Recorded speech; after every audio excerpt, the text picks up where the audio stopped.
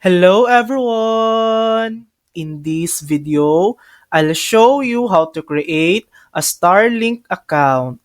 First, go to the official Starlink website and choose either residential or roam, depending on your needs. Select your country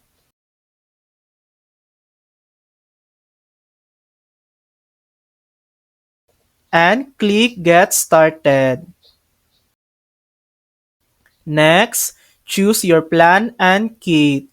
You can pick the standard kit, mini, or whichever fits your needs. Complete your purchase. Once you have your Starlink kit, go back to the website, click the menu in the top right, and select Sign In. Then choose Activate your Starlink. Enter your Starlink identifier from the kit and your email address.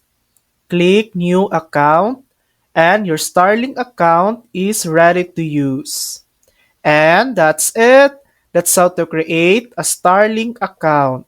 Thanks for watching. If this video helped you, please like and subscribe for more helpful tutorials.